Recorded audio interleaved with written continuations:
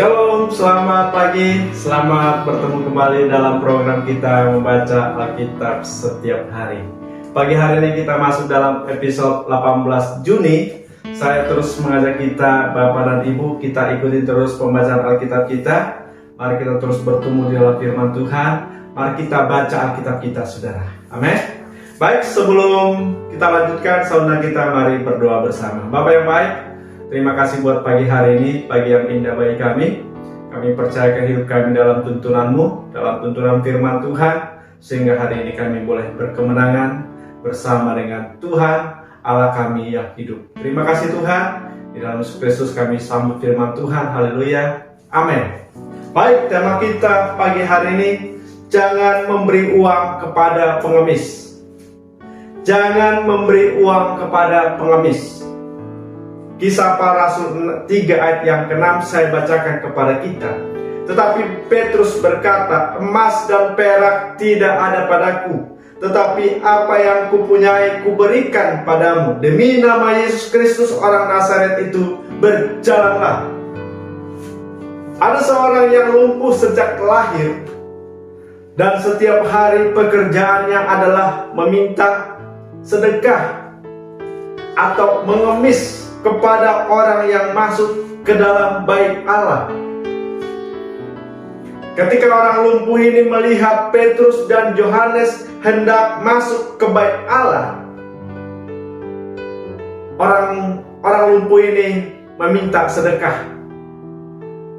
Dan Petrus dan Yohanes berkata kepada orang yang lumpuh ini, emas dan perak tidak ada padaku. Emas dan perak tidak ada padaku, tetapi yang kupunyai kuberikan kepadamu. Demi nama Yesus orang Nazaret itu, berjalanlah. Saudara yang dikasihi Tuhan, kita melihat di Jakarta ini, kita menemukan hampir setiap lampu merah ada pengemis. Bukan hanya satu orang, dua orang. Bahkan setiap mungkin masuk gang ke rumah kita, banyak datang orang meminta. Ya, macam-macam alasannya, saudara. Tetapi bagaimana dengan gereja, saudaraku?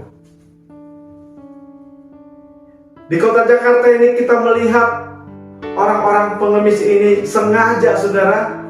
Mereka mengolah hidupnya layaknya orang yang layak untuk dibelas kasihani.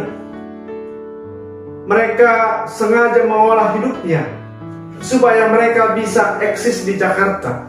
Dan kita sering mendengar berita, ternyata pengemis itu dia punya banyak duit hasil dari mengemis.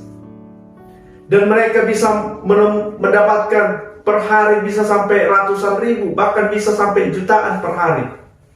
Bayangkan saudara, pengemis bisa sampai demikian, saudara. Tetapi kita melihat di dalam Alkitab ini, ada seorang pengemis yang lumpuh. Dan setiap hari dia di bait Allah untuk mengemis. Dan bahkan dia diantarkan keluarganya. Ada yang mengantarkan dia ke bait Allah itu untuk mengemis. Karena dengan mengemis itu dia sudah mendapatkan mungkin banyak uang. Tetapi Petrus tidak pernah memberikan uang kepadanya. Dan kita melihat di dalam Alkitab kita ini pun, Yesus tidak pernah memberikan uang kepada pengemis. Tetapi adakah di gereja pengemis, saudara? Tetapi di gereja tertentu ada juga pengemis. Dengan cara yang lebih keren, pakai proposal, saudara. Saya tidak setuju dengan proposal. Ya, sekalipun gereja kita kecil, biarlah kecil. Ya, kita melayani sesuai dengan apa yang diberikan Tuhan. Gereja yang persembahan yang masuk ke gereja, itu yang kita kelola untuk gereja kita, untuk membangun gereja kita, untuk membangun fasilitas yang ada di gereja kita. Kita tidak perlu membuat proposal. Amin. Yesus tidak pernah mengajarkan pengikutnya untuk berharap kepada manusia. Tetapi mari kita berharap kepada Tuhan. Amin. Saya akan membuat sebuah ilustrasi ada seorang anak muda datang kepada gembalanya untuk meminta bantuan uang. Gembalanya mendoakan supaya Tuhan memberi dia hikmat. Gembalanya setelah selesai didoakan, gembalanya menyuruh dia pulang dengan tangan hampa. Pemuda ini kecewa, saudara.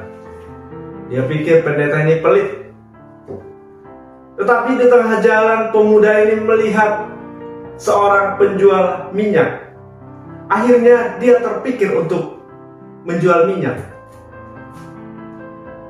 Ternyata itu jalan Tuhan bagi dia. Dia jualan minyak sampai dia punya pom bensin, dan sampai dia banyak melimpah dengan materi. Akhirnya dia menjadi donatur bagi gerejanya, saudara. Ya. Artinya, saudara, orang anak muda ini otaknya akan menjadi kreatif ketika dia tidak menjadi pengemis. Seorang pengemis otaknya akan tertutup dengan hal-hal yang kreatif. Tetapi firman Tuhan mengajarkan orang-orang percaya untuk bekerja keras. Amin. 2 Tesalonika 3:10b mengatakan, jika seorang tidak mau bekerja, janganlah ia makan.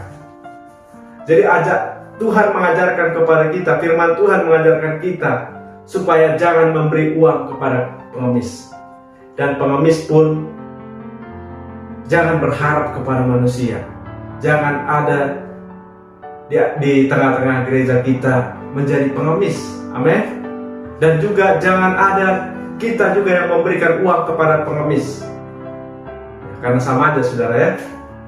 Dan biar kita berharap kepada Tuhan, biar kita mengandalkan Tuhan. Kita percaya Tuhan kita Tuhan yang besar, Tuhan yang mampu memberikan kita hikmat, Tuhan yang mampu memberikan kita jalan keluar, Tuhan yang mampu membuka pintu bagi kita, orang yang percaya. Amin. Demikian renungan kita pagi hari ini. Tuhan memberkati.